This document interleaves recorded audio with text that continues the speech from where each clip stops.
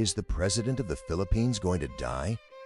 All right, buckle up, people. Our patient, BM, who just happens to be the president of the Philippines, no big deal, rolls into the ER looking like he just watched the season finale of his favorite show get canceled. He's got that sharp, stabbing pain in his lower left belly. We call that left-sided appendicitis, which is a fancy way of saying his gut is staging an intervention. Now, let's talk about the cause. The Prez has been living the Western diet dream. Processed stuff, refined carbs, and about as much fiber as a marble statue.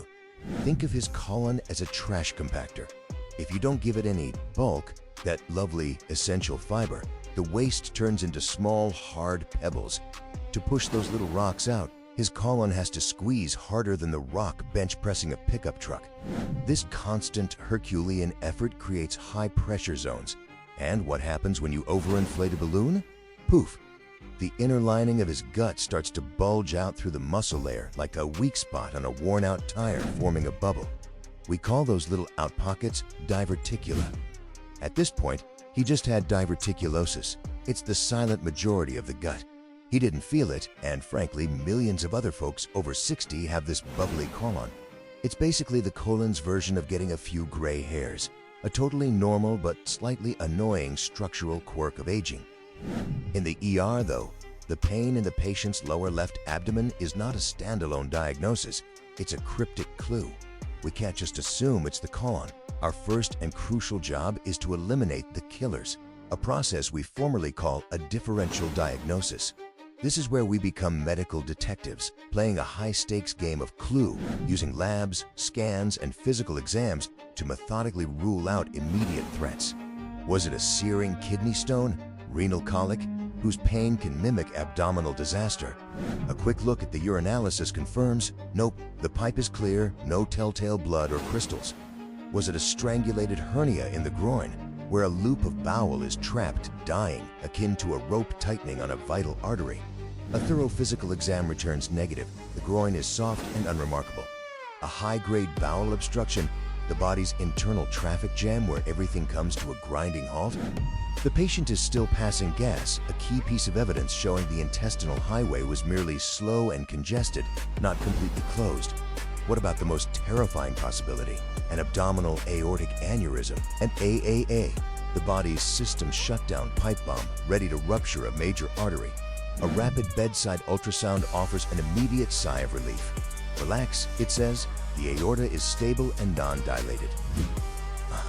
By systematically checking every deadly box, the investigative focus returns with near certainty to the sigmoid colon, the final frontier of the large intestine, where the inflammatory party is clearly getting out of hand.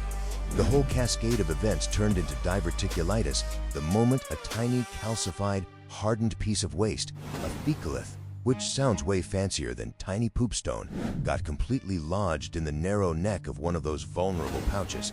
It's essentially a plumbing disaster, like plugging the drain on a sink.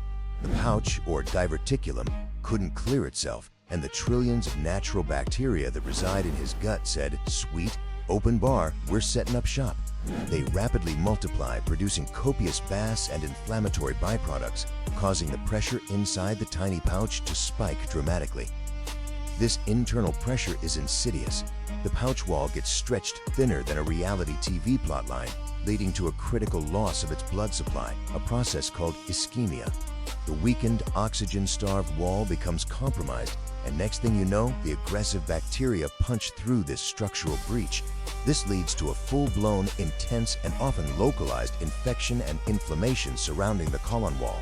He was now feeling that classic excruciating left-sided appendicitis for real, and his white blood cells, the body's internal armed forces, were scrambling through his bloodstream. The lab work screaming the emergency. Code red, breach in the hull. The perimeter has been compromised. The official diagnosis is confirmed, and the treatment protocol shifts from investigation to aggressive infection management. In the high-stakes world of gut mechanics, this is a physics problem. The sigmoid colon is the narrowest point, meaning the pressure is naturally highest there.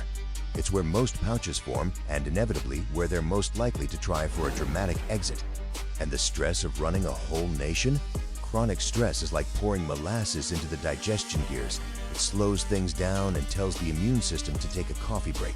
Boom, that little bacterial hiccup turned into a localized dumpster fire. The public was panicking, but we put the press on NPO status.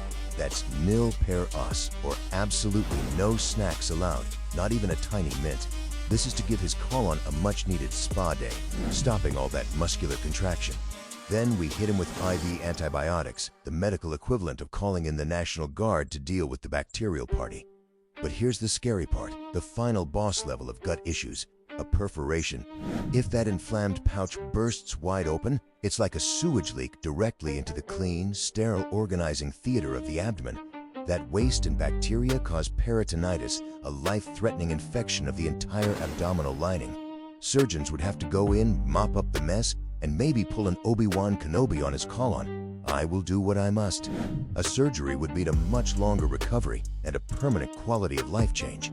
We were watching him like a hawk, checking for rebound tenderness, the classic sign that the infection is spreading through the peritoneum, shouting, "Game over, man, game over." Fortunately, we caught it early. The treatment stayed medical and he was discharged the next day. We transitioned him to a clear liquid diet, think broth and apple juice, to ensure the plumbing was working without any pressure on the healing pouch. The warning, however, was clear. This is not a one-and-done event. He needs a massive lifestyle change, more water and a fiber mandate, 25 to 35 grams a day. Fiber is the colon's Swiffer sweeper. It keeps the traffic moving smoothly and prevents those high-pressure zones from forming in the first place. If he sticks to the plan, his colon can go back to its stable, unbubbly self. So, the president got his warning. He'll probably be trading those fancy processed steaks for high-fiber lentils and brown rice. Diverticulosis is just a souvenir of years of straining, but diverticulitis is a dangerous fire. Remember this, low fiber creates the pressure, antibiotics are the primary fire extinguisher, and perforation is the invisible line between a few days in the hospital and a major surgical crisis. Fuel your body right, people, or your colon will stage its own hostile takeover. The short answer to the public's frantic question, "Is the president going to die?" is a clear and resounding no. Diverticulitis, while serious and potentially life-threatening if it progresses to a widespread infection like peritonitis, is highly manageable, especially when caught early as it was in this case. The president's quick presentation to the ER, the immediate implementation of NPO status, and the aggressive course of IV antibiotics with the standard effective measures required to put out the fire. His body responded well to the medical management, avoiding the catastrophic perforation and subsequent surgery. Barring unforeseen complications, the immediate danger has passed, and his recovery is expected to be complete, provided he adheres strictly to the necessary long-term dietary and lifestyle changes.